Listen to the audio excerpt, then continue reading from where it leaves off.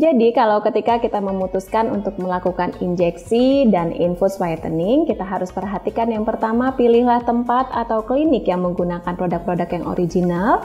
Yang kedua, dilakukan oleh dokter yang memiliki kompetensi yang baik. Dan yang ketiga, pastinya harus kita perhatikan dosisnya secara benar dan tepat.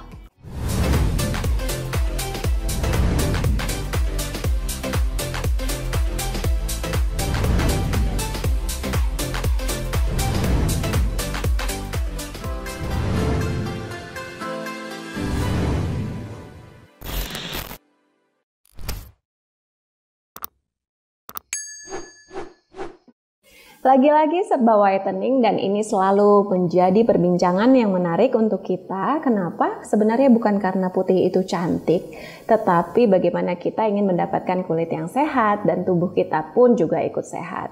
Nah, sebenarnya dari infus whitening itu adalah sebutan untuk teknik marketing. Infus whitening tersebut isinya sudah pasti adalah antioksidan. Ketika antioksidan masuk ke tubuh kita, tubuh menjadi sehat, wajah menjadi cerah, itu sudah pasti terjadi. Sudah banyak video dari saya mengenai penjelasan bagaimana infus whitening tersebut, bagaimana pemberiannya, dan diikuti dengan jurnal-jurnal yang valid dan informasi yang valid pula. Nah, tapi ketika saya praktek, banyak muncul pertanyaan baik di DM Instagram maupun di YouTube juga. Yang ditanyakan adalah kalau misalnya kita udah infus whitening ataupun injeksi whitening, boleh nggak sih kalau dibarengin dengan kita minum suplemen juga? Jawabannya adalah 100% boleh. Kenapa? Karena infus ataupun injeksi whitening rata-rata isinya adalah glutathione dan vitamin C. Di mana glutathione dan vitamin C ini adalah merupakan antioksidan yang sangat aman dan diperlukan bagi tubuh kita. Yang kita tahu kalau glutathione adalah mother of antioksidan, dan kemudian vitamin C ini kita sudah tahu dari sejak lama bahwa ini adalah suplemen ataupun vitamin yang sangat dibutuhkan oleh tubuh.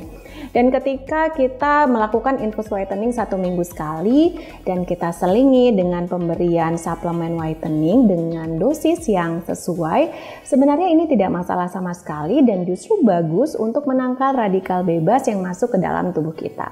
Karena perlu kita ketahui bahwa radikal bebas tersebut bukan berasal dari polusi udara saja, jadi bisa juga mengenai makanan yang kita konsumsi, kemudian juga stres itu sudah pasti menyebabkan radikal bebas masuk ke dalam tubuh kita.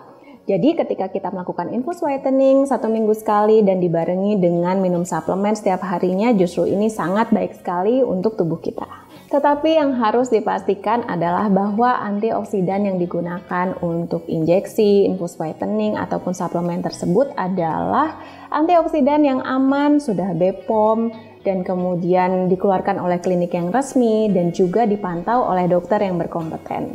Selanjutnya ada lagi pertanyaan berikutnya, yaitu ada nggak sih kemungkinan kita itu nggak cocok dengan infus whitening, misalnya tetap aja nggak cerah ketika sudah diinfus. Nah, untuk pertanyaan ini kalau bisa saya jawab sebenarnya bukan tidak cocok, tetapi ini balik lagi ke ekspektasi pasiennya dan kemudian bagaimana pola hidupnya. Misalnya apakah dia merokok, minum alkohol, rokok ini juga termasuk rokok elektrik ya seperti vape, itu juga sangat berpengaruh sekali terhadap tubuh kita, efeknya terhadap antioksidan tersebut. Jadi itu sangat berhubungan sekali. Nah, ketika itu sudah kita perbaiki, maka insya Allah efek dari antioksidan tersebut akan lebih optimal.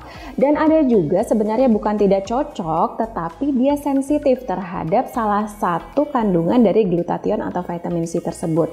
Namun pada umumnya adalah alergi terhadap vitamin C. Justru itu ketika kita mau infus ataupun injeksi whitening, biasanya kita lakukan tes alergi sebelumnya untuk menghindari hal tersebut. Jadi kalau ketika kita memutuskan untuk melakukan injeksi dan infus whitening, kita harus perhatikan yang pertama, pilihlah tempat atau klinik yang menggunakan produk-produk yang original. Yang kedua, dilakukan oleh dokter yang memiliki kompetensi yang baik. Dan yang ketiga, pastinya harus kita perhatikan dosisnya secara benar dan tepat. Baiklah, semoga apa yang saya sampaikan dapat memberikan manfaat. Jangan lupa like, comment, share, subscribe, dan bunyikan loncengnya. Sampai ketemu lagi di tips, jurnal, dan Q&A Dr. Ika berikutnya.